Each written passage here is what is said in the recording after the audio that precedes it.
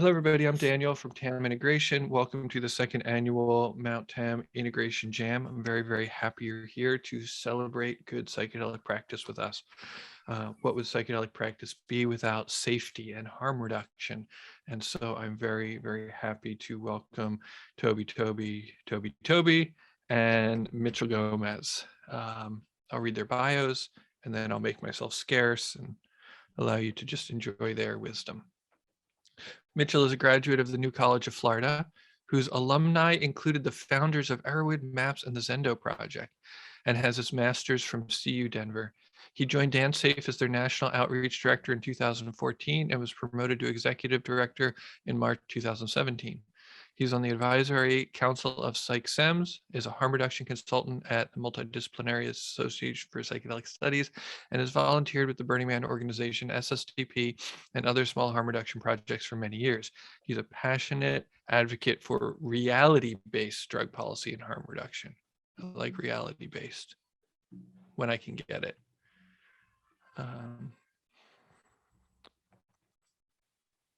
Tobey is a Naropa University candidate for an MA in clinical mental health counseling, a founding member and past president of the Psychedelic Club of Denver, advocate, community builder, and harm reduction specialist who has worked with Zendo Project, Nest, DanceSafe, and Harmonia. He is the founder and a coach at Altered States Integration, which uses holistic and multidisciplinary approaches to personal growth with psychedelics. He has 7 years of experience as a harm reductionist with Zendo Project, Nest, DanceSafe, and Harmonia, offering on-site peer support and drug education. He's passionate about community outreach and policy change, including canvassing for Decriminalized Nature, Washington, D.C., and Initiative 301 in Denver. He's the founder and past president of the Psychedelic Club of Denver. Gentlemen, thank you so much for being here. Welcome. Glad to have you. I will allow you to simply take it away. Yeah, super excited to be here. And yeah, especially talking with you, Mitchell. You're like a huge part, you and DanceSafe are a huge part of why I am doing the work that I do now. I think I met you in 2014 when you came onto the DanceSafe team, and that really like jump-started my journey into harm reduction. So super excited to chat shop with you and get into it. Yeah. So I guess I'm curious to start off, how did you come to DanceSafe? I'm not actually sure I've ever heard what brought you to DanceSafe. I only know of you as a DanceSafer. Oh boy, that's an interesting story, actually. So I went to New College, and the reason I applied to New College was because I knew that I was interested in psychedelics and drug policy, and wanted to meet the people, and that seemed like the way to do it. It was actually the only place I applied to after finishing my associate degree. That's how sure I was that I wanted to move in that direction. And after I graduated New College 2008, Rick Doblin invited my then girlfriend, now wife, and I to come camp with them at Burning Man at a camp that no longer exists called Entheon Village. There's actually an Entheon poster right up there, which was literally the camp of all of the people who were sort of doing the work within psychedelic spaces. So got to meet, John Perry Barlow before he passed. My tent was anchored to Sasha Shulgin's RV. Like, it was that kind of camp. And so really have been interested in this field and sort of helping out in this field for a long time. Was just sort of ad hoc helping maps, make connections. I'm the one who got Rick on Joe Rogan the first time, back when Joe Rogan was still reachable by emailing joe@joerogan.com. That doesn't work anymore. But like sent a blind email after his DMT rant, and Rick ended up on the Joe Rogan podcast. But really had a bit of a sour taste in my mouth about DanceSafe, actually. So in the late 90s, when I was in the Florida rave scene, I'd had some experiences with DanceSafe volunteers that were not super great. The training program back then was much looser than it is now. And so becoming a DanceSafe volunteer was just very easy. That's no longer the case.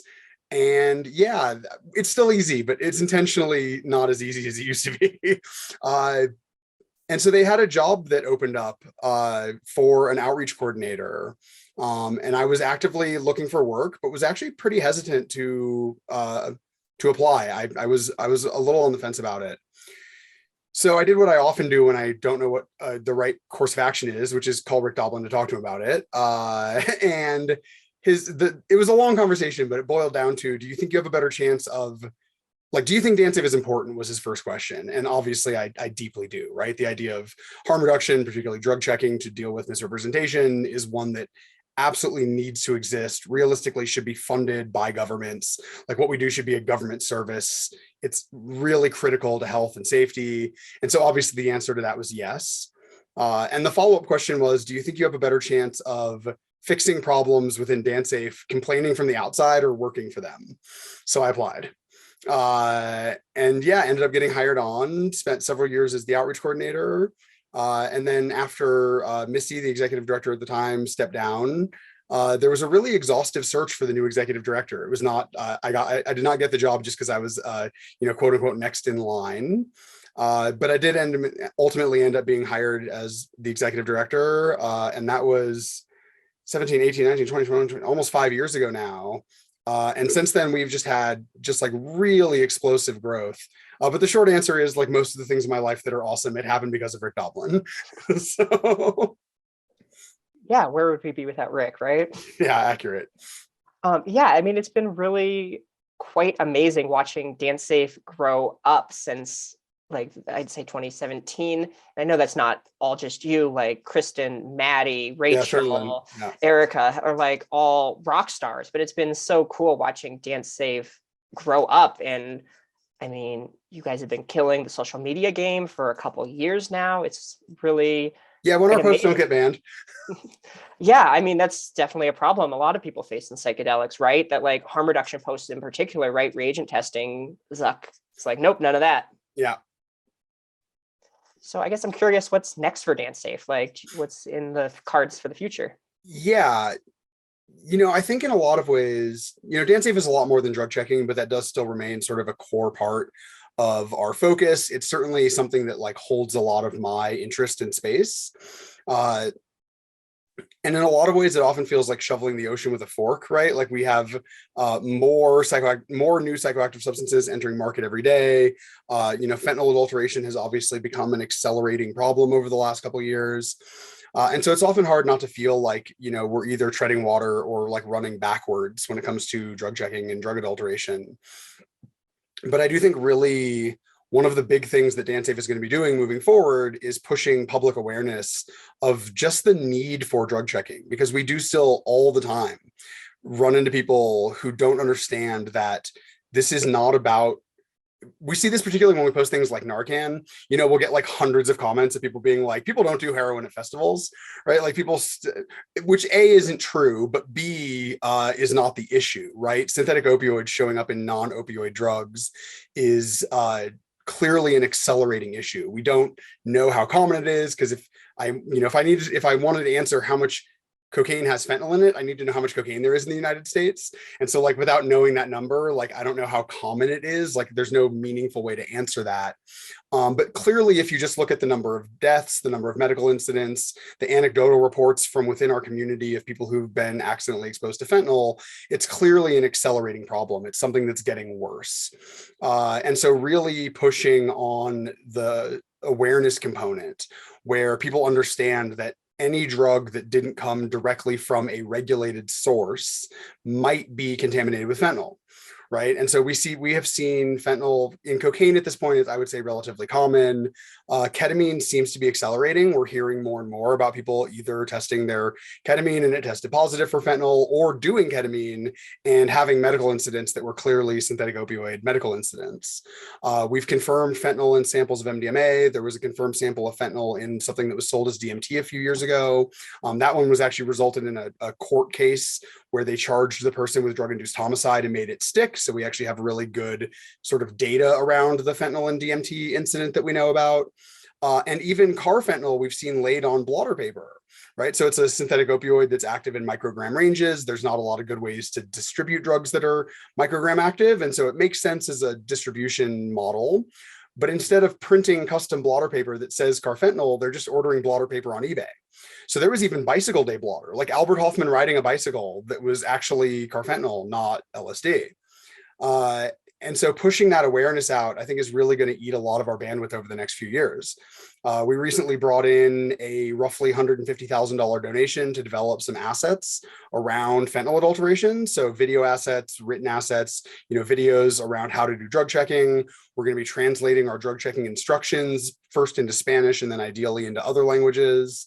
And then taking those video assets, we'll try to raise more money so that we can start using those as Hulu ads, as YouTube ads, right? We want to push this out into the public, not just the festival going community, because we are seeing, more and more people passing away after doing cocaine that was adulterated with fentanyl. And that's not a problem that's just hitting festivals, right? There's a meme that goes around every few years that's like a big part of growing up is realizing how many people use cocaine. And like, it's not entirely a joke, right? It's a very commonly used drug through all sort of socioeconomic groups and through all sort of, all races and all income brackets. And so pushing out that public awareness, really putting it in the public eye, right? And unfortunately, we're sort of combating a, multi-million dollar, certainly, campaign from various state governments. There's a logo they've been using, "One pill can kill," right? I don't know if you've seen these ads popping up, but they're basically trying to educate people around fentanyl awareness. But instead of saying test your drugs, they're saying just don't do drugs. And right? we all know that doesn't work. Which we know doesn't work. And so we have to develop our advertising assets to be intentionally provocative so that people don't tune them out thinking it's another one of these "one pill can kill," ads that's just like, don't do drugs, which we know doesn't work. And so, yeah, figuring out where that line's going to be between hyper controversial and we won't get banned from YouTube, right? And figuring out how to walk that tightrope of explaining to people that, like, we're not telling you not to do drugs. Like, all of us enjoy drugs. That's part of why all of us are involved in harm reduction. I've talked very openly about my own MDMA use on Fox News. Like, I'm fully out of the fractal closet, right? I'm very open about my use. And so figuring out how to make that messaging stick in a way that doesn't get lost in the noise of the, government propaganda around "one pill can kill," so you just can't take any pills. Right. And so, like, certainly one pill can kill. That's a factually true statement. Like, the amount of, synthetic opioids being pressed to look like pharmaceuticals is outrageous. We've had multiple arrests this year where the person was caught with over 500,000 fake oxycodone that were actually fentanyl. Multiple arrests this year, including one in Denver. I think it was 670,000 fake oxycodone that were found here in Denver. But the messaging cannot be around just don't do drugs, because we just know that people don't listen to that's not accurate, that doesn't work. So figuring out how to message that, I think, is going to be a big part of it. But also, like you said, DanceSafe is a big team. My job is really sort of chief convincer. Like, I'm very good at convincing people not to listen to their liability attorneys, like not to listen to their publicists, like, "Oh, you should get involved with DanceSafe." And their publicists are like, "Wait now." And I'm like, "No, wait, listen, let's talk." But yeah, that's the thing that really has me passionate, is pushing, fentanyl awareness, but certainly leaning into consent education.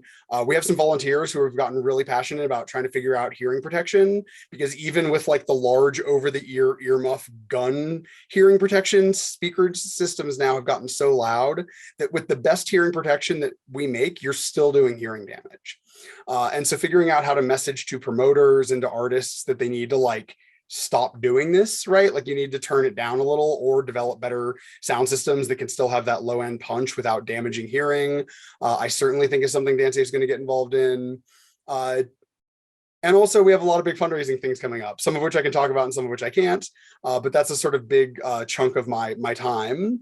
And so really figuring out how to grow from, now we're, under 10 employees and contractors, into an organization that can deal with the sort of national fentanyl crisis, can deal with the explosive growth of the electronic dance music community, like, can deal with the growing issues of consent and power dynamics within our community. I think is going to be the real challenge, growing from what we are now to maybe, 30 or 40 employees, right? Where we have, outreach coordinators all over the country who are full-time doing outreach, really is going to be a challenge. I mean, we're talking about probably raising an additional $5 or $6 million every year in order to be able to like meet these challenges at a baseline level. Like that's not the ceiling, that's the floor of what we need to be doing in order to meet the challenges that are facing our community. Yeah, no doubt. I guess I want to dig a little bit deeper into fentanyl. Correct me if I'm mistaken, but this is now the leading cause of death for adults under the age of 50. Am I wrong? Yeah, so the way that the government tabulates data makes it really difficult to know for sure. Certainly, fentanyl as a meta category, I think it's clear is now the leading cause of death for people under the age of 40. The issue is that we don't know how many of those users were intending to use opiates or even intending to use fentanyl, compared to fentanyl adulteration being this leading cause of death, right? So when you have a decedent, when you have somebody who's passed away, you're often sort of piecing together incomplete information. Because of the dynamics around drug prohibition, their friends often cannot be fully honest with law enforcement or coroners, right? Like they're not going to like, the police have this idea that there's like a cadre of professional fentanyl dealers, but the reality is the sort of end user is almost always purchasing from a friend. And so there really is this sort of strong social incentive not to turn on your friends. And so we just don't know how often it's fentanyl adulteration that is killing people versus people who were intending to use fentanyl, intending to use opiates. But yeah, fentanyl is certainly somewhere in the 60 to 70,000 dead in the last 12 months. Drug incidents overall have now broken, I think, 108,000 or 110,000. So we were talking about a larger number of deaths than the peak year of HIV deaths, a larger number of deaths than the peak year of gun deaths, larger than the peak year of car accident deaths, right? Drugs as a category are now the largest public health crisis in American history. And they are not being addressed in a way that is at all helpful. In fact, many of the things being proposed, particularly at the federal level, but even in states that are super progressive, even in places like Colorado, which is obviously where I pay the most attention to, we are seeing politicians propose things that will absolutely make the situation worse, right? So bringing in drug-induced homicide laws almost always makes things worse. Increasing criminal penalties on fentanyl just convinces drug distribution networks to switch to more potent opioid analogs, right? So if you make fentanyl more illegal, they'll switch to carfentanil. If they make carfentanil more illegal, they'll switch to 4,4-butafentanil. And there's a virtually infinite number of these things. And even if you did class laws, right? So you basically banned all synthetic opioids, then I think we'll just see people switch to synthetic benzos or other families of drugs, some of which Narcan don't work on, right? So like if we had a crisis like this without Narcan, we're probably talking about, maybe 500,000 dead a year instead of 105,000.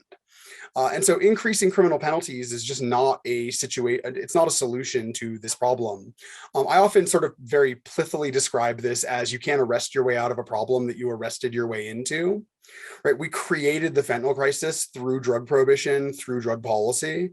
I actually wrote a piece when Trump announced his candidacy that was saying if Trump wins and if Trump increases border enforcement, we're going to see a massive increase in drug deaths. I didn't know what class of drugs it was going to be. I suspected synthetic opiates. But as you increase border enforcement and make it harder to move heroin, all that does is convince people to switch to synthetic opioids that are more potent, right? Because doses per smuggled shoebox sort of becomes your like primary financial driver as border enforcement increases. It's the absolute saddest I've ever been to have been right about something. Like usually I'm really happy when I'm able to predict the future. This time I was not happy. Like this is a horrifying situation that literally anybody could have seen coming. That as you increase border enforcement, fentanyl deaths increase. And so, yeah, I know it's a politically heavy lift, but really harm reduction is mitigation, right? Where drug checking is really effective for the individual person who you're testing their drugs for that time they're using. But in terms of addressing this as like a meta reality, like drug checking is just mitigation. The only way out of this is legalization.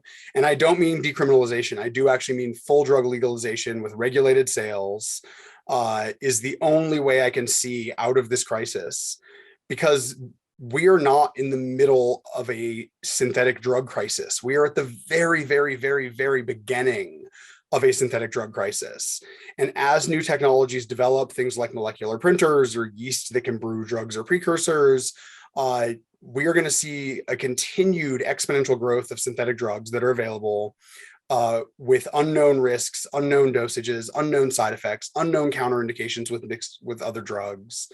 And I think one of the scariest pieces of tech I've seen recently is there's an artificial intelligence software program that was basically designed for new drug development, like legal medical drug development. And it was published open source. And there was this sort of quasi tongue-in-cheek paper that was published where the person used this this artificial intelligence to make a list of like 400,000 potential bioweapons, like just trying to show the dangers of this technology, right? Like I used this AI and it was able to predict all of these bioweapons. And so I found the author and I sent him a one-line email. It said, do tryptamines next. Like that was my one-line email to the author of this paper. But certainly that technology could be taken by people who are interested in tryptamines, phenethylamines, synthetic opioids, benzos, and develop hundreds of thousands of new drugs literally overnight, right? Literally overnight. And the technology already exists to sort of get rough approximations of their dosages, of their potential effects. And so, yeah, you cannot arrest your way out of a world where the speed of drug development has accelerated to this point. Like it's just impossible. But until we legalize all drugs, I think that testing is a really important mitigation and one that I would really like to see governments start picking up. So like we've been working with county governments here in Colorado around the idea of drop-in drug checking days, where we would set up at community health clinics. People could bring their substances into these community health clinics, test them without fear of arrest, without fear of prosecution. It's been kind of slow going. There's a lot of people who want to do it and a lot of people who are afraid to say that they want to do it. And so I very often have politicians in person tell me like, I understand this. I like support this. We want to do this. Like I always have a re-election in 48 months.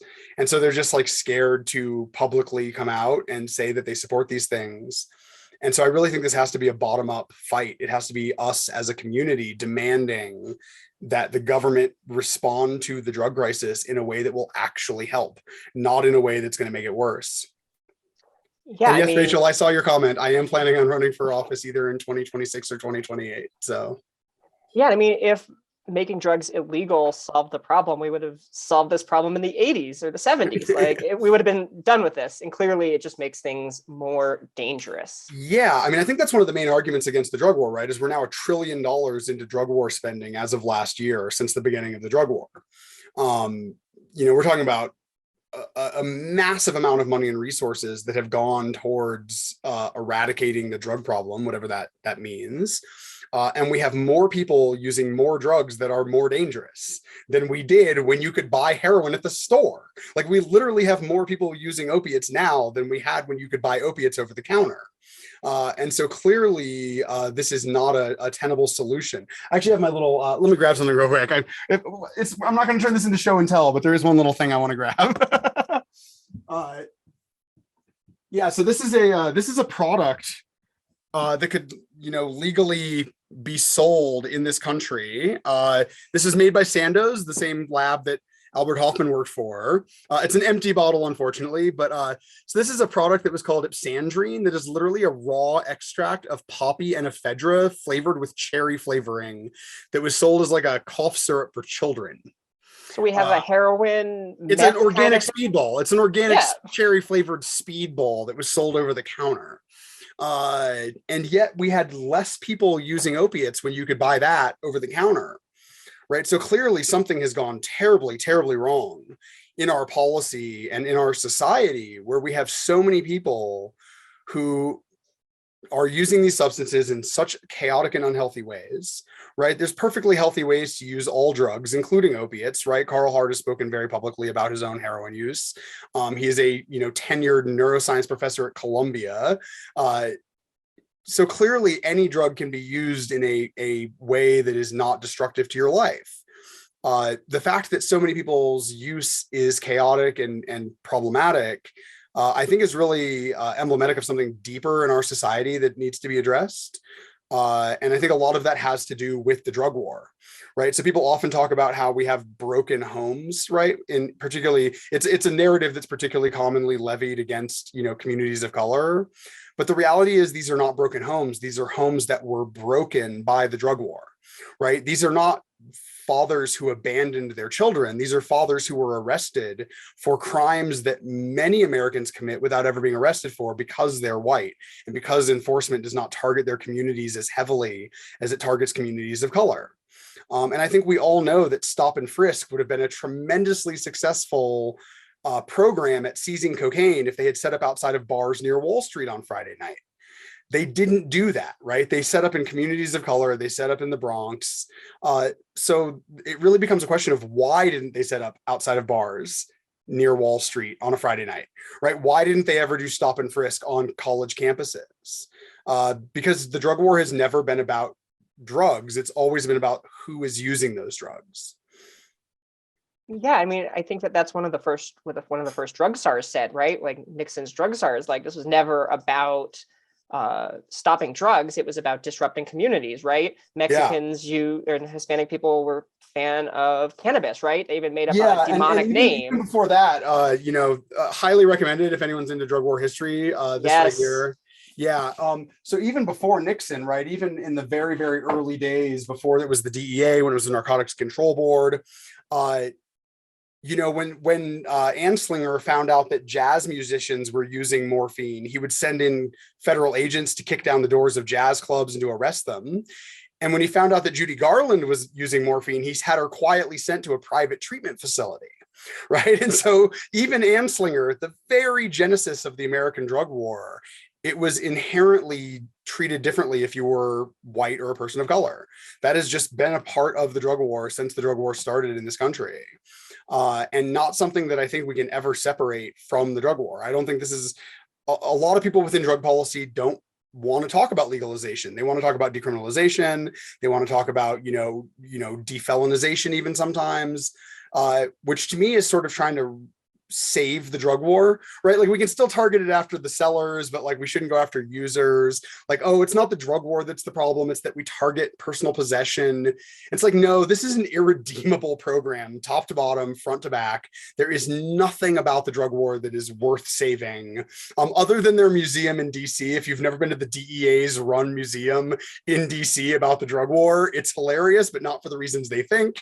Like it's amazing, but not for the reasons they think. I highly recommend going to check out the DEA Drug War Museum.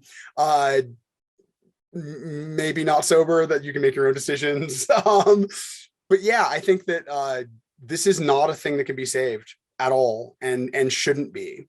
And so yeah, that's just sort of where my heart is at about drugs. Is drug checking is amazing, harm reduction is amazing, but when 95% of what I do is drug policy harm reduction, right? It's not reducing the harms of the drugs, it's reducing the harms of prohibition.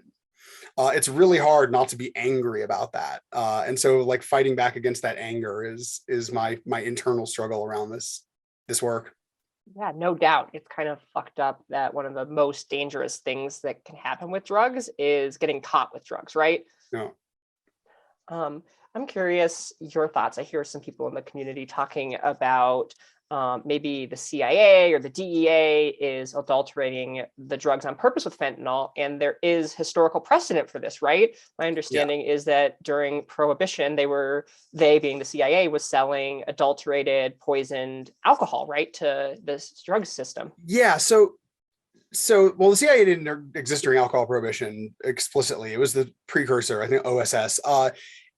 And the evidence that they were intentionally selling poisoned alcohol is actually pretty weak, but they were definitely poisoning alcohol that they suspected might end up being sold as drinkable alcohol, right? So this is industrial alcohols that were used for industry. They knew a lot of it was being diverted, but that wasn't really a conspiracy, right? They were publicly doing this. They would take out newspaper ads.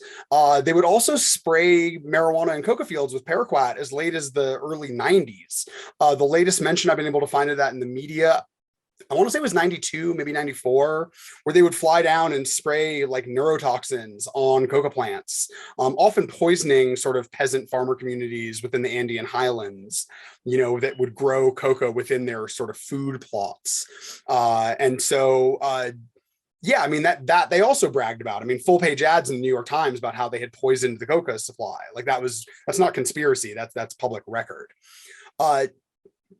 I definitely don't think that there is a policy within this country of poisoning the drug supply with fentanyl. I don't think that makes sense. And I also don't think they would do it quietly. I think if it was policy, they would brag about it, right? If it was policy, they would be talking about it openly. They would be saying, we're doing this.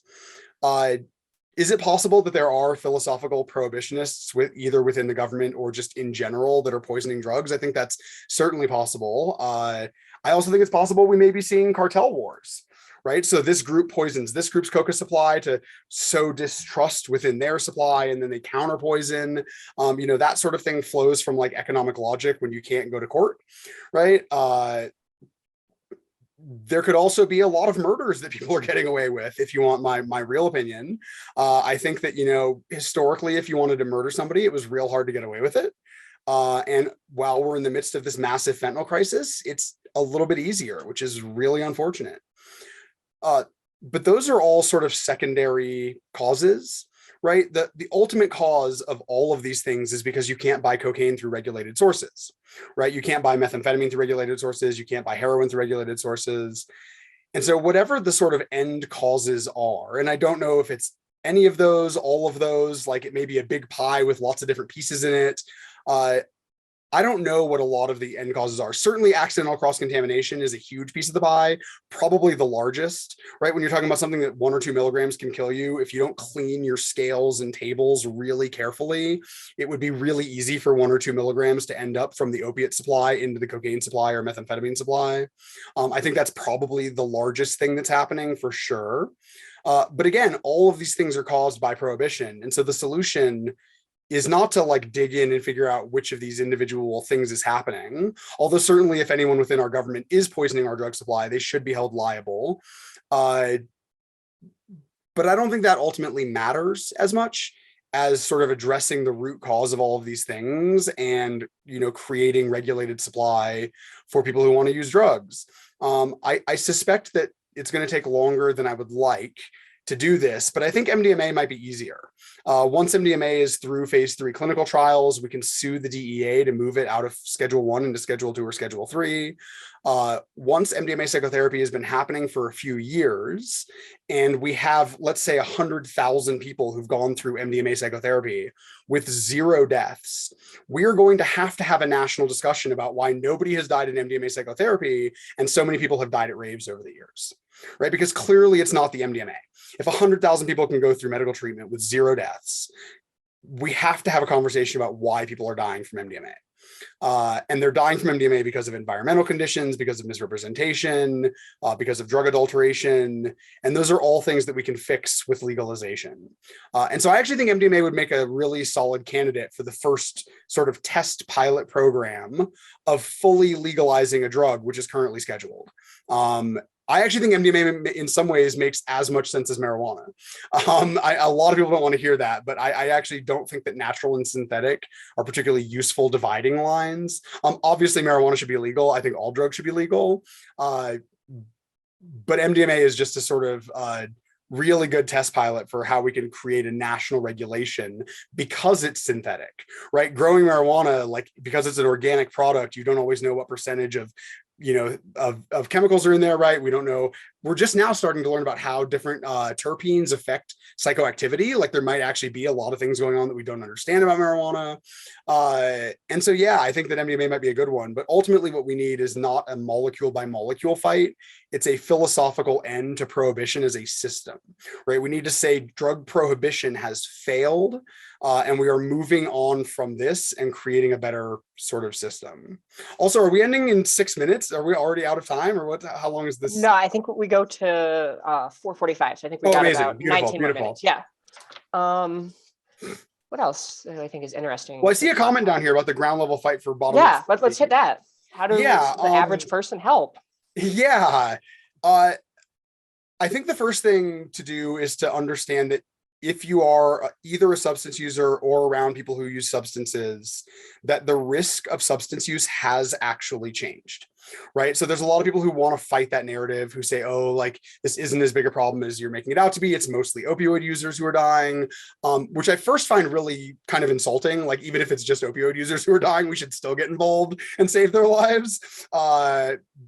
But that's not what's happening. I have at this point a half a dozen personal friends who've had to be Narcaned at events who are not opioid users, including one who took one bump of what he thought was ketamine and woke up in the hospital and tested positive for fentanyl. His blood tested positive for fentanyl. So we know for sure that there was fentanyl in that ketamine that he was trying to take a bump of from somebody he knew at an event, like on a dance floor. Somebody said, hey, do you want to take a bump? And it was really, really common to do that for a long time, right? If a friend offered you a bump on the dance floor, like it was really common to sort of say yes in the moment. The risk of that has actually changed. And if you don't know for sure that they tested it, by asking them, like, not did your friend test it, not did the guy you get it from test it, did you personally test it? Or personally testing it yourself, which is really my line now. Like, if I didn't personally test a substance, it won't go in my body at this point. Understanding that risk actually has changed is the first step, and making sure that your friends understand that risk has changed. And it really annoys me that the Russian roulette metaphor, which is the most overused metaphor in the drug war, which was mostly bullshit for most of the drug war, actually applies now. But like, that's where we're at. Like, the drug markets have changed so that stupid fucking metaphor actually applies. And so understanding that, like, taking drugs without testing them at this point is very analogous to having unprotected sex with a person that you don't really know that well. Like, it might be fine, or it might immediately impact your life forever. Or in a lot of ways, it's actually worse, because it might literally end your life like immediately. But also, there's a lot of resources out there. So like the Zendo training, it happens all the time, but there's also videos of it online. Those videos, I don't think actually qualify you to volunteer with Zendo, but they do give you the skill sets to like help your friends who are having difficult experiences. The dance safe training is entirely online. So you can do the dance safe training. We certainly need lots of volunteers. So once you've done the training and you've been onboarded as a volunteer by the ever awesome Erica, who Tobey mentioned, anytime we do large national events, we'll send out an email to all of our national volunteers, and you can apply to come work these events. And it is super fun. Like, I love boothing at events. Yep, there's Tobey, thank you. There's the dance safe training program. Certainly learning how to use test kits, how to test your drugs. I see that somebody dropped a comment, even protected sex can be dicey, and even using drugs you've tested can be dicey, right? Testing kits are harm reduction, not harm elimination. They do not address all of the risks of substance use or of misrepresentation, which is part of why DanceSafe now has this like $60,000 drug analyzing machine that we drag out to festivals, is that reagent testing is not elimination, and neither is lab testing. I also highly recommend this book right here. So this is the Manual of Psychedelic Support. MAPS sells this book for $20, which I cannot imagine they're able to print it for that cost. Like, I think they actually lose money on every one of these that they sell. But they really, like, if this was an academic textbook, it would be a $350, book. And it's full of brilliant wisdom. It's full of brilliant wisdom. It's so an amazing book. Other and also pioneers. Getting Narcan trained. So that the laws around that vary quite a lot, state to state and country to country, but certainly Googling your area and Narcan and finding out if you can get Narcan and if you can, what the rules are around that. I actually have Narcan on my keychain now. Like, I don't leave my house without it. I'm lucky I'm in Colorado, where it's very easy to get Narcan. Everybody has permission to carry it. That's not the case everywhere in the country. So you do want to make sure that you figure out your sort of local rules. And if your local rules bother you, change them.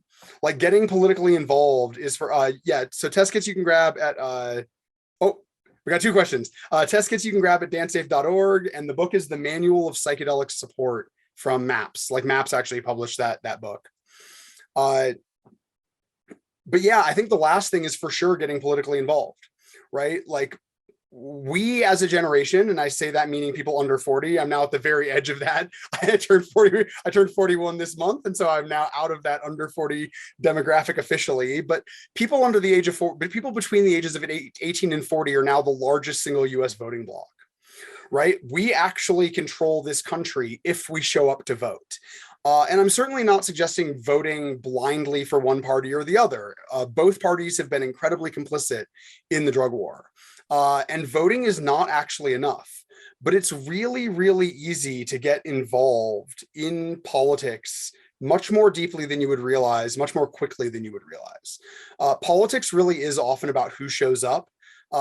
Becoming a precinct committee person for your local, I think that's the term within the Democratic Party. I'm not actually sure what term the Republican Party uses, but you can basically become like a precinct level party member. So like I'm the house captain for my state house level, right? So I started off as a precinct committee person. Now I'm a house captain for HD25. Like within a few years, I started showing up at Democratic events. And then this year I was on the panel that was rewriting the Democratic state party platform. Right? You meet all of the politicians who come to these events to meet the people who are getting involved locally. Our governor, like I have his cell phone number and he answers when I text him. Like it's all really astonishing how quickly you can get involved if you just show up. And so showing up, being politically involved really is the way to do this, because all the time I run into people who should know better, who are very, very smart, who still say like, oh, we should just arrest drug sellers. Like that'll solve, they call them dealers, right? We should arrest drug dealers. That's just a term we're trying to move away from. But we meet people all the time who still believe this, that they can arrest their way out of this. And we just can't, like, we just can't do that. And I fully understand what I'm saying when I say that we should legalize all drugs, right? I fully understand how crazy that sounds that we would get there in this country. But before we drop into Q&A, I want to tell a quick story. So when I was very young, I met a woman named Alicia Appelman-German. I went to go hear her speak at a public speaking event. She was a Holocaust survivor who survived the Holocaust in a very visceral way. Like she was on a train to a death camp at one point, and like they kicked a board out and shoved the children through. Like she really survived the Holocaust. And she wrote an amazing book called Alicia, My Story. And one of the things she said during her talk that has stuck with me all these years, I mean, I was like 11 when I heard her speak, was that every major social change looks impossible the day before it happens and inevitable the day after, right? So the idea that like men would give women the right to vote and dilute their own vote by half, right? Like that sounds insane. Like why would men ever vote to do that? But it really was about political pressure, right? Women demanded the right to vote. Like, you know, the idea that we would ever end slavery in this country before we did it sounded insane. And after we did it is just like, of course we had to do this, right? Like, of course we had to end slavery. And so I'm hopeful that the drug war is one of these things that we're going to look back on and recognize that of course we had to end the drug war. Like we had to end it.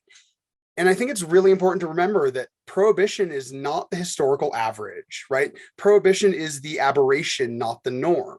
For most of human history, drugs have not been prohibited. It's actually one of the reasons I keep one of these so close to me, right? So this is a carved Mayan mushroom stone. It's, you know, roughly 2,500 to 3,000 years old, right? This predates most major world religions, predates every currently existing country. Humans have always desired to alter their consciousness. We've always sought ways out to do that. And it's only really within the last 2 generations that we've tried to fully prohibit the idea of altering our consciousness. And so of course we're going to end this experiment because the experiment has utterly failed. Everything about prohibition has failed. It's eroded our constitutional rights, particularly our right to privacy and our right to be free from searches and seizures. We've now built up a larger prison population, both in total number of prisoners and per capita for any civilization in the history of the world. The United States has more people locked in jail than any other civilization has ever locked in jails. We have more people using more dangerous drugs. We have more people dying from drugs than any other public health crisis that has ever faced our country. There is simply no metric that you can point to and say prohibition has been a success. And so I think it's very clear that we're going to end it. It's just a matter of how. The last book I'll recommend is there's a piece that was put out by a group called Transform Drug Policy. So they're based in the UK, and they wrote a piece on, I think it's called Models for Regulation. But if you search regulation, Transform Drug Policy, I see Tobey searching for it right now. they have created a whole regulatory framework that we can look at for how we can legalize drugs in different ways. I am not suggesting that we sell methamphetamine and heroin at 7-Eleven. But I am saying that if we sold those drugs at 7-Eleven, less people would die than are dying now. I fully believe that. I think the data backs that. And so figuring out a way that we can move into a world of not prohibition, whether that means people can use heroin if their doctors say they need heroin, whether that means anyone over the age of 21 can buy any drug they want. Whatever that looks like is something we can decide as a society. But clearly this is not tenable. Yeah, this doesn't work. And it's not getting better, right? We're, like you said, at the beginning of this crisis, right? We're on exponential. Yeah, I actually feel very lucky that the fentanyl strips work, right? Like this could have been a much more problematic crisis. We're lucky that Narcan works. Like we're lucky that these tools exist to address these problems, because we are going to start running into problems where the tools don't exist, and we're going to have to build them from scratch. And that's going to take a lot of money that the movement doesn't have. Yeah, no doubt. We'd love to take any questions. If anyone has anything that you want to throw in the chat. I guess I have one last question while we're populating that.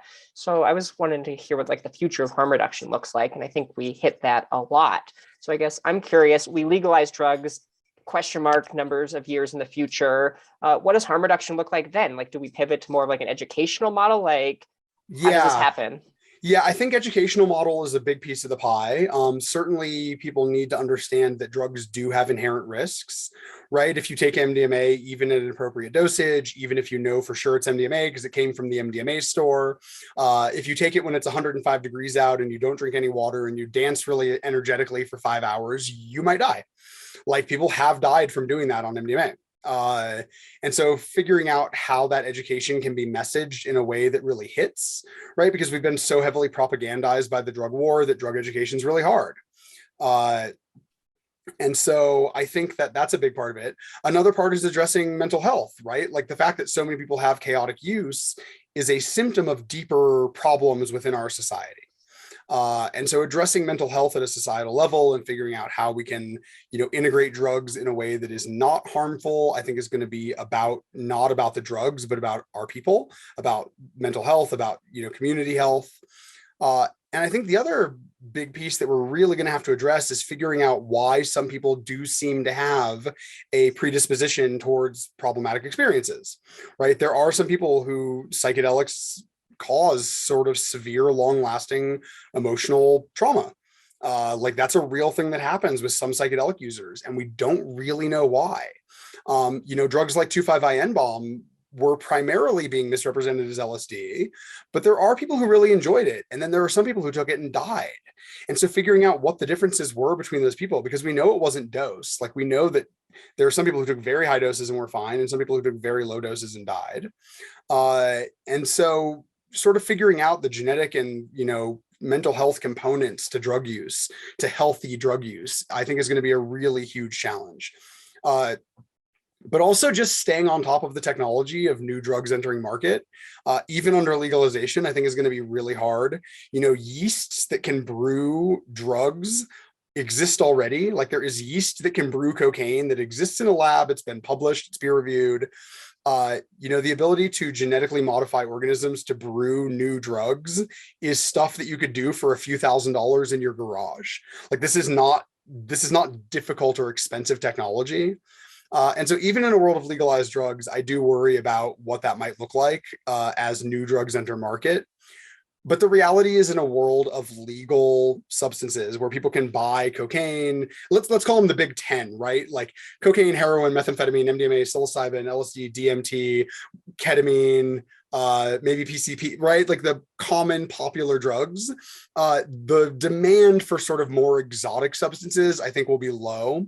And so that's going to be a part of that sort of model, that regulatory model, is figuring out like, which ones do we make really widely available and which ones do you maybe need to talk to your doctor, right? Because even if you even if you, Rick Doblin is a favor of the licensing model, right? So maybe the first 3 times you use LSD, you go to a center.